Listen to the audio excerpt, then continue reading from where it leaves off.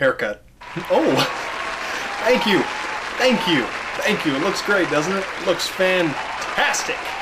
Thank you, fake audience. Thank you.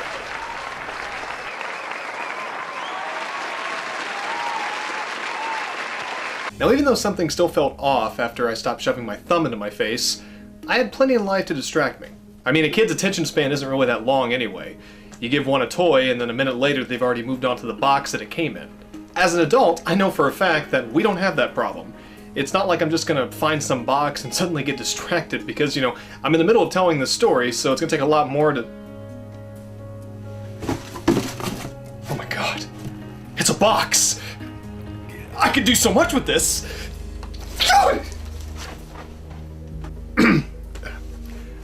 Sorry. My point is, I had toys, video games, school, friends, you know, enough to fill that void. At least the best that it could. Plus, I had a nice home life. My parents were still married and happy. Well, maybe happy's too strong of a word. Content. I'd say content. No, that's probably too strong too. I would say they were, probably miserable, I would say. I mean, I think that'd be the correct word. But hey, I mean, they were still married, right? They were fine. Plus, I had an older sister who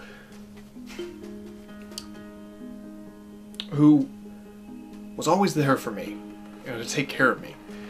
And if I ever had any questions, you know, she'd be right there for me. And if life ever knocked me down, you know, and made me skin my knee, she would pick me up, wipe away my tears, bandage up the knee, and she would remind me that, you know, you may stumble in life, but you're gonna win. And you're gonna be great. Nope!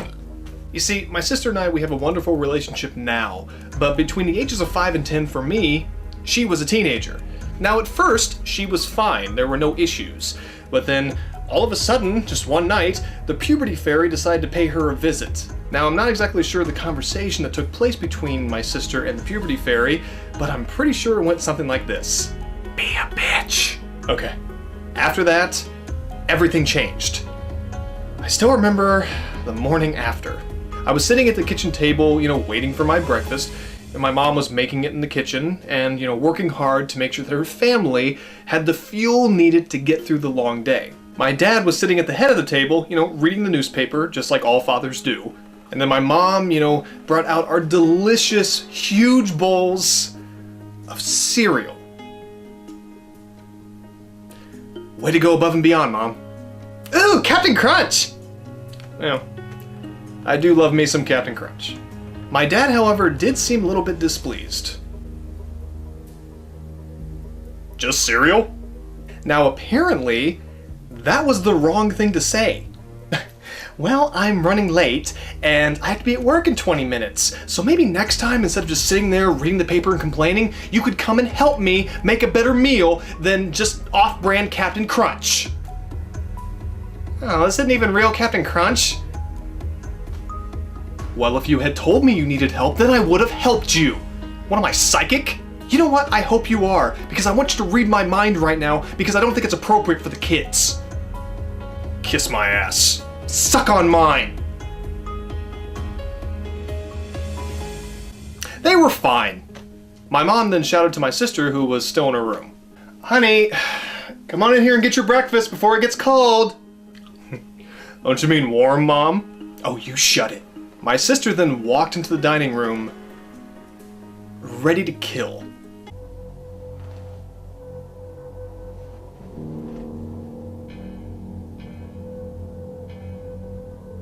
She was like the Terminator. The Terminator who was now on her period.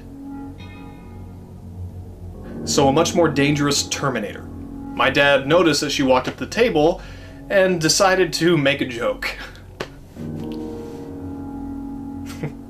Like the bartender said to the horse, why the long face?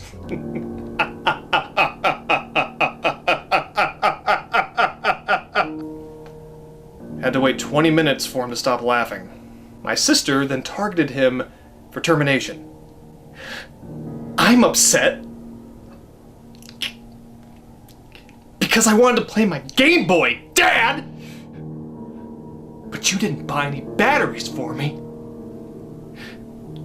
How am I supposed to play my Game Boy when you didn't buy any goddamn batteries, Dad? Well, would you look at the time? I gotta go to work. Good luck, Joey. He left me to die. My mom then walked in, not realizing what she was walking into. Oh, morning, sweetie. And you! Cereal? That's all we get is fucking cereal? Why can't we ever have a nice meal in this family? And all you buy is the off-brand crap! It's crap, Mom! I don't want to buy crap! All we have around here is crap! Well, I'm really late for work, so, have a good day with your sister, Joey. Bye. Not you too, Mom.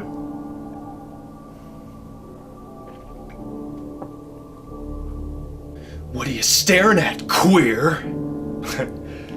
Later on in my story, I'm gonna bring this part up again, just because it's really funny. I was scared. Hell, I was so terrified that I couldn't even maintain control of my spoon that was now devoid of any milk or cereal because it had all fallen off because I was so frightened. The best thing I could do was to try to talk her down. Be cute, be lovable, that's what's always worked. I'm staring at my beautiful big sister who is loving and caring and didn't even get to finish. I woke up about a year later. My family rejoiced now that I was out of the coma, and they asked me, what happened? My sister was standing behind them, silently threatening me. I had a choice to make. I fell. Her first punch put me into a coma. Another punch probably would have killed me. I chose silence so I could live. Unfortunately, after that, I found out that my once happy childhood that did a really good job at distracting me was crumbling. My parents' marriage had deteriorated to the point where they couldn't even stand being in the same room together. So I knew something had changed, but being close to 10 years old, I just ignored it. Then a for sale sign went up at our house. I knew something was amiss. So I decided to ask my sister what the hell was going on. Why is there a for sale sign at our house? Are we going somewhere? You asked me that question again, and these fists are going straight up your ass! I decided to let it go. Then about 2 weeks later, a family who I had never seen before just came into our house and started walking through it. Then their stupid little boy child came into my bedroom and started messing with all of my stuff and playing with my toys, and nuh-uh. And then he said, well, looks like this is gonna be my room. That was a lot to take in. I didn't like it. So, I did what I had to do. Oh, no, this isn't gonna be your room. Your room is the room next door. If you want to go ahead and check it out, just go on over. And he did. The room next to mine was, of course, my sister's room. It really is a shame that that young boy had to die, but he shouldn't have fucked with my Ninja Turtle toys. So about a week after that, I was in my room, playing a video game, having a good time, and my mom walked in with a very sullen look on her face. Joey, look, honey, I need you to turn off the video game. Come to the living room, we're gonna have a family meeting. We had never had a family meeting before. I was confused. I'm like, what could this be about? My Christmas gifts, of course!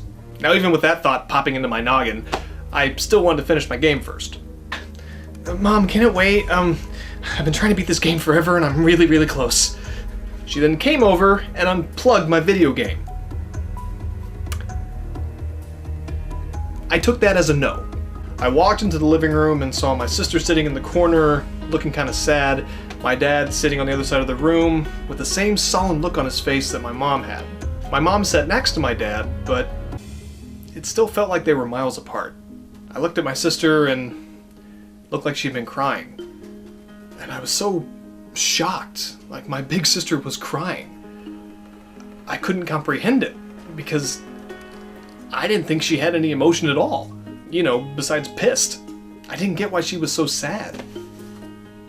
Oh, maybe they were finally sending her away, like to a boarding school or military school or hell, even jail, just anywhere else but here because I can't take the beatings anymore, man.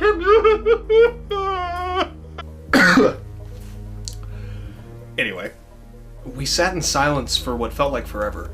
I mean, nobody said a word, and the silence was deafening. It's a type of silence that only happens in the most painful moments in life, or during an Adam Sandler movie. Little did I know that void I had felt ever since I stopped sucking my thumb was about to feel a lot bigger. My dad leaned forward. His eyes were watered over with emotion. My mom she couldn't talk. And he couldn't look at us. He just kind of stared at the floor. And he said this. Guys, your mom and I love you very, very much. And at one time, we loved each other. Anything, even love can change. We'll always love both of you, and we'll be there for each of you whenever you need us. But when two people who are married don't love each other anymore, they can't really stay married. My dad paused, and he couldn't continue. So my mom used all of her energy to finish what he had started. Guys, your dad and I are getting a divorce. And there it was. It was out there. My parents' 18-year marriage was now over. It was done. Kaput. My parents both started to cry. My sister cried. I cried. It's a painful moment. One you don't really ever move away from completely. And that void that was bothering me, but I was able to keep it at bay with all these distractions, now felt bigger than it ever had. I was a naive kid and also very good at ignoring reality, so I didn't see it coming. Even with all the signs, I just didn't see it coming. I mean, so many of my friends' parents were getting divorced. Like, in my little town, it seemed like the thing to do. I really thought my parents were the exception. My mom went over to console my sister, and my dad came over to console me, and he held me, and I cried and snotted, and it was tough for me to speak through all the tears, but I was able to get this out. Dad, who am I gonna live with? Well, Joey, we're still trying to figure that out, honey. Oh, because you both want me, right? Oh, Joey. Tell yourself whatever you need to get through this. Thanks, Dad.